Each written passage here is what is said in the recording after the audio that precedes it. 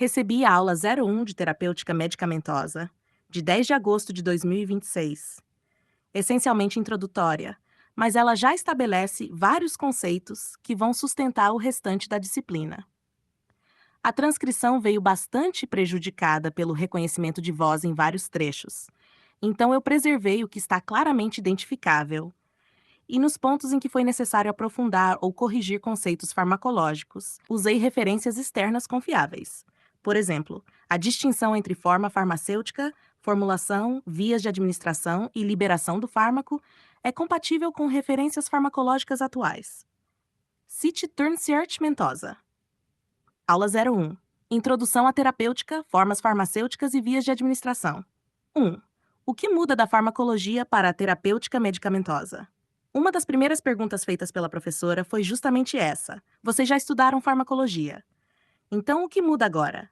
A resposta é muito importante.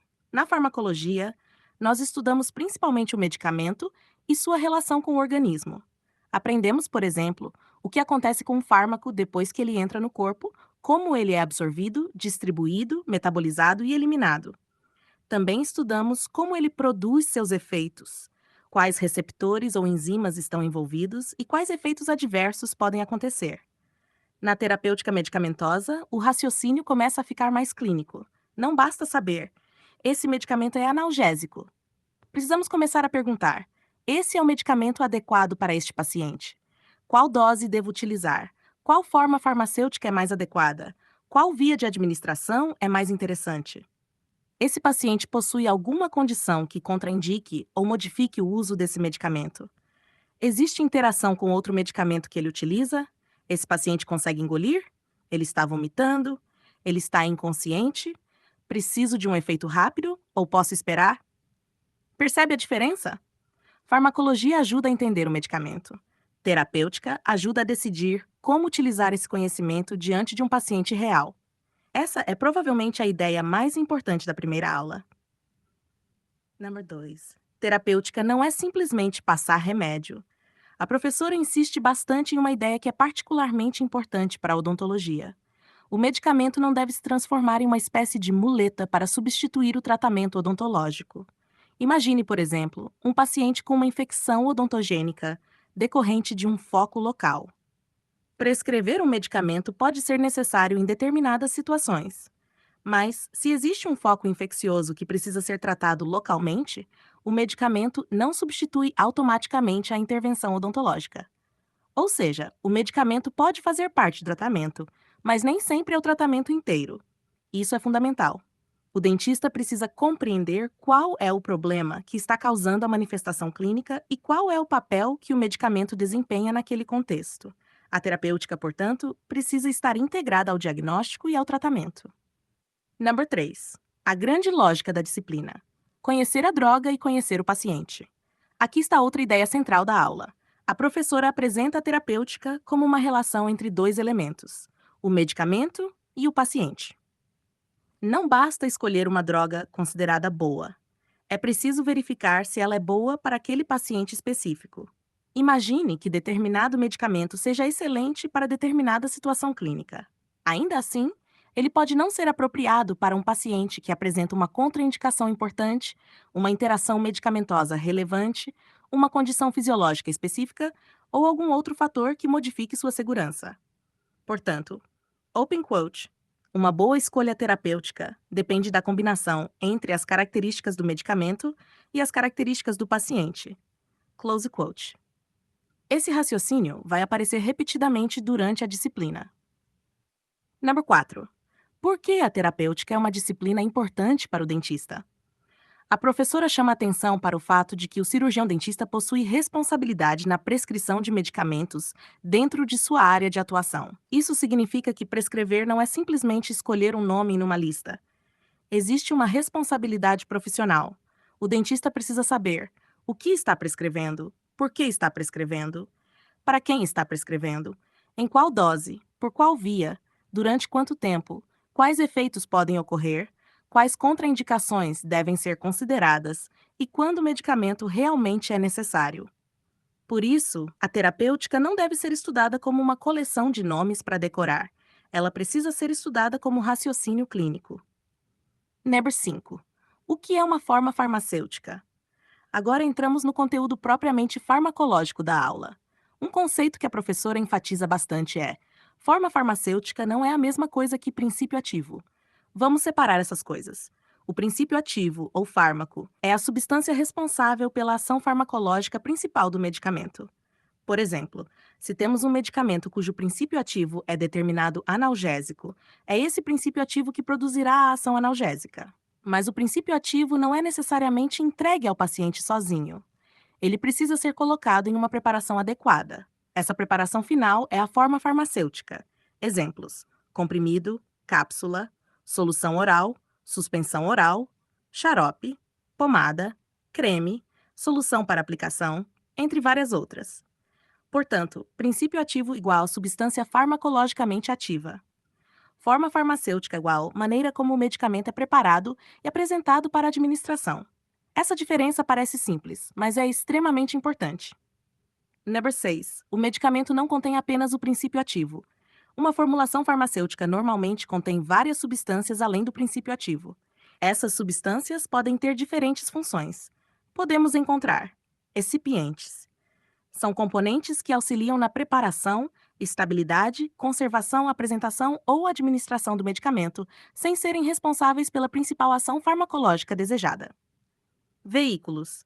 São substâncias utilizadas como meio no qual o princípio ativo é incorporado ou distribuído.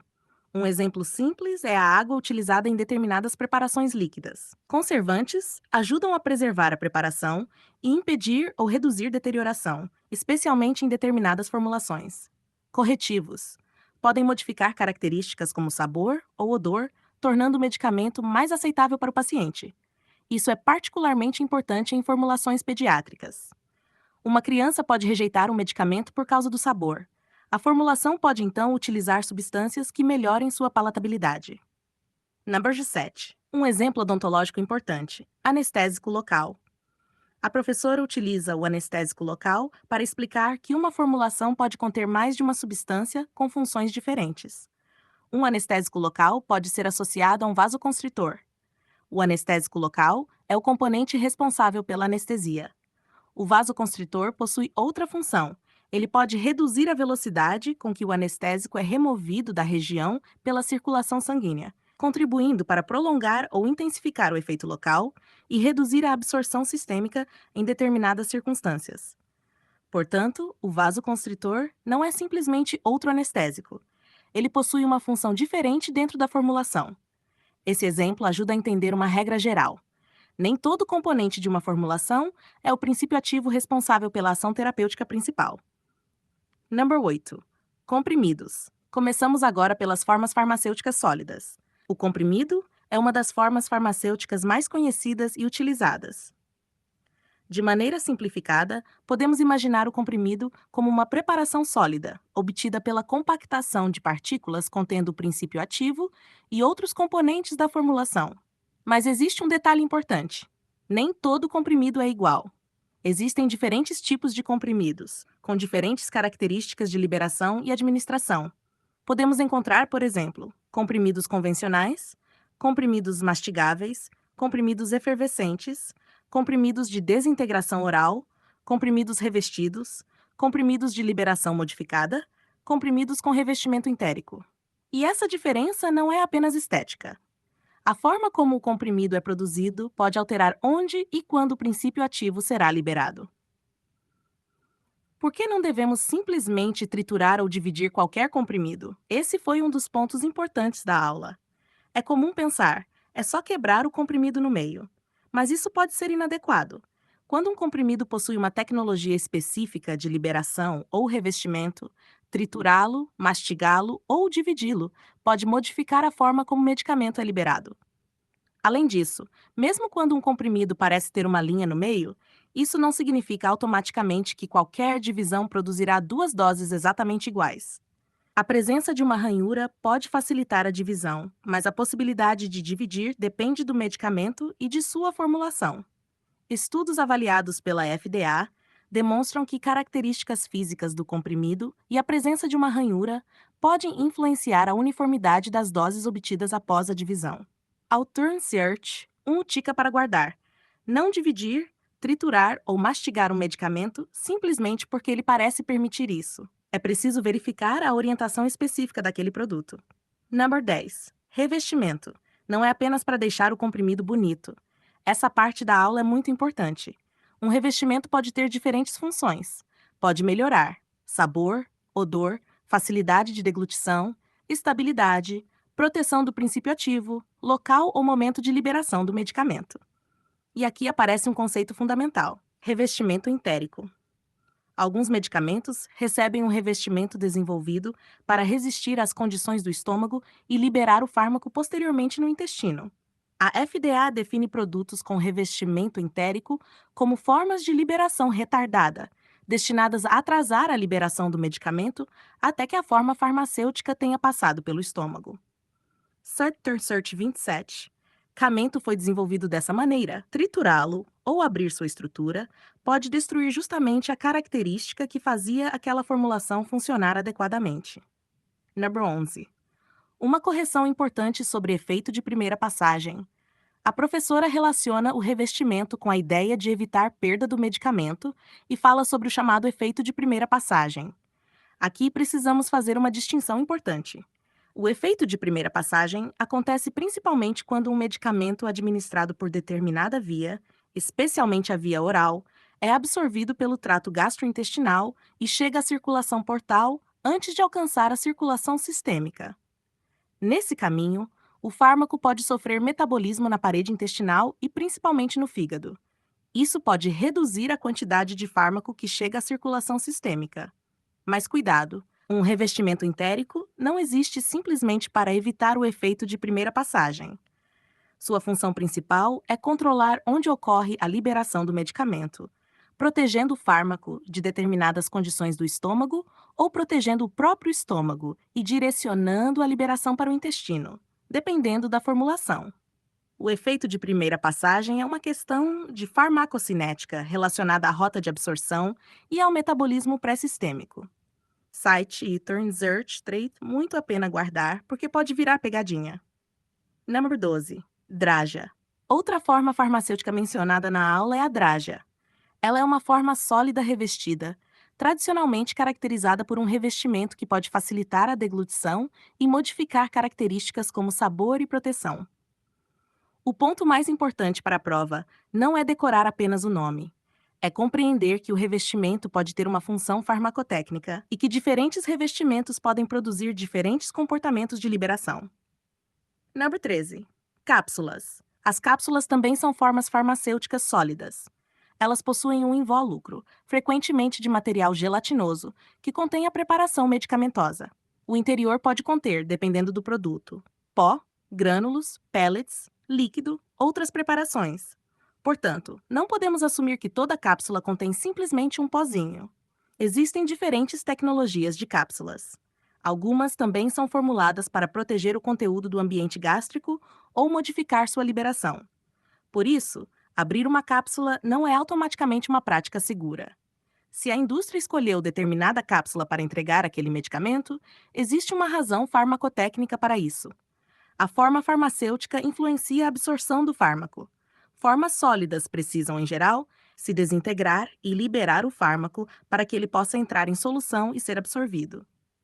Citurn 003 são clínica. Paciente que não consegue engolir. Aqui a aula começa a ficar muito interessante para a prática odontológica. Imagine um paciente que não consegue engolir adequadamente, ou um paciente que passou por uma cirurgia e não pode utilizar a via oral normalmente. A pergunta não deve ser simplesmente: qual medicamento eu quero dar?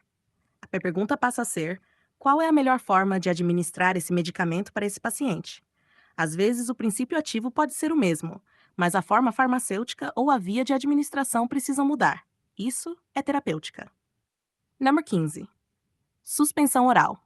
Entramos agora nas formas líquidas. A suspensão é diferente de uma solução. Na suspensão, o princípio ativo não está completamente dissolvido no veículo. Existem partículas dispersas no líquido. Por isso, quando o frasco permanece parado durante algum tempo, essas partículas podem se separar e sedimentar. É justamente por isso que determinados medicamentos em suspensão trazem a orientação: agite antes de usar. Ao agitar, você redistribui as partículas pela preparação e aumenta a chance de administrar uma dose adequada. Número 16. Solução oral. Na solução, o princípio ativo está dissolvido no veículo, formando uma preparação homogênea. Você não deveria conseguir identificar visualmente partículas sólidas sedimentadas, como acontece em uma suspensão. Então, para memorizar: suspensão, partículas dispersas, precisa homogeneizar antes do uso. Solução, componentes dissolvidos, preparação homogênea. Essa diferença é muito importante. Número 17. Gotas não é necessariamente a forma farmacêutica.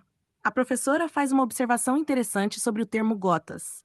Quando falamos informalmente, vou tomar gotas. Estamos descrevendo uma forma de administração ou apresentação, mas gotas não necessariamente corresponde ao nome técnico da forma farmacêutica. Um medicamento administrado em gotas pode ser, por exemplo, uma solução oral. Portanto, não confunda forma farmacêutica com modo de medir ou administrar a preparação. Número 18. Xarope. O xarope é uma preparação líquida de maior viscosidade, tradicionalmente associada a uma elevada concentração de açúcares. O açúcar contribui para características como sabor, viscosidade, palatabilidade.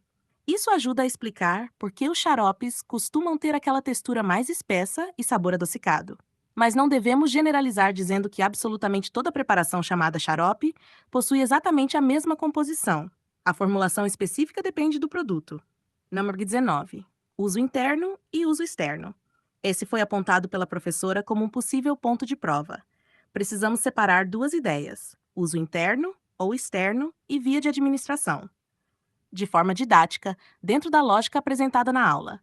Uso interno: quando o medicamento é destinado a entrar no organismo e produzir uma ação sistêmica ou ser utilizado por uma via interna. Uso externo: quando a preparação é destinada à aplicação externa, frequentemente buscando uma ação local. Mas cuidado! Uso externo não é sinônimo de via tópica, em absolutamente todos os contextos farmacológicos.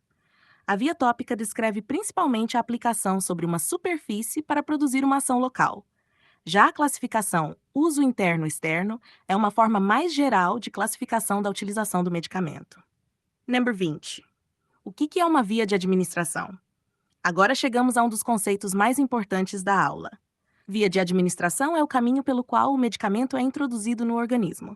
Por exemplo, via oral, via sublingual, via bucal, via retal, via intravenosa, via intramuscular, via subcutânea, via tópica, via nasal, entre outras. A escolha da via modifica a velocidade, a extensão e as características da exposição do organismo ao medicamento. Por isso, via de administração não é a mesma coisa que forma farmacêutica. Por exemplo, um comprimido é uma forma farmacêutica. A via oral é uma via de administração. Uma solução pode ser administrada por determinada via. Uma pomada pode ser administrada topicamente. Número 21. Enteral e parenteral. Essa distinção precisa ficar muito clara. Via enteral está relacionada ao trato gastrointestinal. A palavra enteral vem da ideia de intestino. Na classificação apresentada na aula, entram nesse grupo vias como oral, bucal, sublingual, retal. Aqui existe uma observação importante. Algumas classificações farmacológicas podem organizar as vias de maneira diferente, especialmente quando distinguem absorção pela mucosa oral de administração diretamente no trato gastrointestinal. Por isso, para a prova, vale seguir a classificação adotada pela professora e pelo material oficial da disciplina. Via parenteral é utilizada para vias que não dependem do trato gastrointestinal, como intravenosa, intramuscular, subcutânea, entre outras. A ideia central é enteral relacionada ao trato gastrointestinal, parenteral fora do trato gastrointestinal. Número 22. Via oral. A via oral é provavelmente a mais conhecida e uma das mais utilizadas. O paciente coloca o medicamento na boca e o engole. O medicamento passa pelo trato gastrointestinal, sendo geralmente absorvido principalmente no intestino delgado. Cite Turn Search 3 to vantagens. É relativamente simples, é conveniente, geralmente não exige procedimento invasivo, costuma ser bem aceita, permite administração pelo próprio paciente em muitas situações. Mas ela também possui limitações. Por exemplo, se o paciente está vomitando intensamente, não podemos ter certeza de que toda a dose administrada permanecerá no organismo e será absorvida. Se o paciente está inconsciente, a administração oral pode ser inadequada e perigosa. Se o paciente não consegue deglutir, também precisamos considerar outra estratégia. Portanto, a via oral é excelente, mas não é universalmente adequada. Número 23. Velocidade de ação. Uma das grandes ideias da aula é que diferentes vias podem produzir diferentes velocidades de início de efeito. Pense assim. Se você engole um comprimido, ele precisa passar por várias etapas: deglutição, desintegração, dissolução, absorção, circulação, distribuição até o local de ação. Isso demanda tempo. Por isso, quando precisamos de um efeito muito rápido, a via oral pode não ser a melhor escolha. A professora usa a dipirona como exemplo didático. A substância pode ser administrada por diferentes vias, mas o comportamento farmacocinético e a velocidade de início do efeito podem ser diferentes. Então, mesmo princípio ativo não significa necessariamente mesmo efeito temporal quando a via muda. Na 24. Via sublingual. Na via sublingual, o medicamento é colocado embaixo da língua. A região possui uma vascularização importante, permitindo absorção pela mucosa oral. Uma das grandes vantagens é que o medicamento pode alcançar a circulação sistêmica rapidamente e evitar o metabolismo de primeira passagem hepática típico da administração oral. Site Etern Search 82 é a nitroglicerina sublingual, utilizada em determinadas situações de angina. Por isso, quando precisamos pensar em absorção rápida, mas evitar primeira passagem à via sublingual é uma associação importante. Number 25. Sublingual não é a mesma coisa que tópica. Essa distinção é particularmente importante para a odontologia. Se eu coloco um medicamento sob a língua para que ele seja absorvido e produza efeito sistêmico, estou pensando em via sublingual. Se eu aplico um medicamento na mucosa oral para que ele produza efeito local, estou pensando em ação tópica. Por exemplo, determinados anestésicos ou soluções utilizadas localmente na cavidade oral podem ter finalidade tópica. Então a pergunta é: o medicamento está sendo colocado na boca para ser absorvido ou para agir naquele local? Essa pergunta ajuda muito a diferenciar os conceitos. Número 26. Via bucal. A via bucal também utiliza a mucosa da boca, mas o medicamento é colocado, por exemplo, entre a gengiva e a parte interna da bochecha. Assim como na via sublingual, a mucosa possui vasos sanguíneos que podem permitir absorção. O ponto fundamental é que bucal e sublingual não são exatamente a mesma localização anatômica. Sublingual, embaixo da língua. Bucal, entre a mucosa da bochecha e a gengiva ou dentes. Number 27. Via retal. Via retal utiliza uma região que pertence ao trato gastrointestinal. Medicamentos podem ser formulados especificamente para essa administração, como os supositórios. Ela pode ser útil em determinadas situações nas quais a via oral não é conveniente, como quando existe dificuldade de deglutição ou vômitos. A absorção pela mucosa retal pode ser significativa, embora a extensão do metabolismo de primeira passagem dependa da região de absorção e da drenagem venosa envolvida. O reto possui vascularização abundante, o que permite a absorção de medicamentos administrados nessa região. Cite turn 8 regra muito importante. Não se transforma qualquer comprimido oral em medicamento de uso retal, simplesmente colocando no reto. Existem formulações específicas para essa via. Número 28. A grande pergunta terapêutica. Se eu pudesse condensar praticamente toda a primeira aula em uma pergunta, seria: open quote, qual é a melhor maneira de colocar esse medicamento nesse paciente? Close quote. E a resposta depende de várias coisas. Precisamos considerar: qual é o medicamento? Qual é o princípio ativo? Qual é a forma farmacêutica? Qual é a dose? Qual é a via? Qual é a velocidade de ação desejada? Como está o paciente? Ele consegue engolir? Ele está vomitando? Está consciente? Existe alguma contraindicação? Existe alguma interação? Precisamos de efeito local ou sistêmico. É justamente aí que a farmacologia começa a se transformar em terapêutica.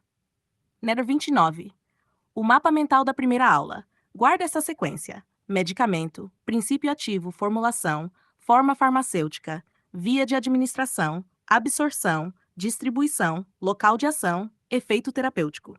E tudo isso precisa ser pensado em relação a paciente. Essa é a lógica que vai acompanhar o restante da disciplina. Number 30. O que eu considero mais importante para tu fixar desta aula? Se fosse fazer uma revisão antes da prova, eu priorizaria estes pontos. Primeiro, farmacologia explica o medicamento e seus efeitos. Terapêutica acrescenta a decisão clínica de como utilizar esse conhecimento no paciente. Segundo, princípio ativo não é a mesma coisa que forma farmacêutica. Terceiro, a formulação pode conter princípio ativo, recipientes, veículos, conservantes, corretivos e outros componentes. Quarto, comprimido, cápsula, suspensão, solução e xarope são formas farmacêuticas diferentes. Quinto, suspensão não é solução. Na suspensão existem partículas dispersas e, por isso, geralmente é necessário agitar antes do uso. Sexto, não se deve triturar, abrir ou dividir medicamentos indiscriminadamente, especialmente quando existe revestimento ou liberação modificada. Sétimo, via de administração não é a mesma coisa que forma farmacêutica. Oitavo, enteral está relacionada ao trato gastrointestinal. Parenteral não utiliza o trato gastrointestinal como caminho de administração. Nono, via oral é prática e muito utilizada, mas depende da capacidade do paciente de deglutir e pode ser inadequada em situações como vômitos importantes ou alteração da consciência. Décimo, a via sublingual pode produzir absorção rápida e evitar o metabolismo de primeira passagem. 11º, medicamento não substitui automaticamente o tratamento da causa do problema odontológico. E, principalmente, não existe o melhor medicamento de maneira abstrata. Existe o medicamento mais adequado para determinado paciente, naquela situação clínica, administrado da maneira mais apropriada. Esse é o coração da primeira aula.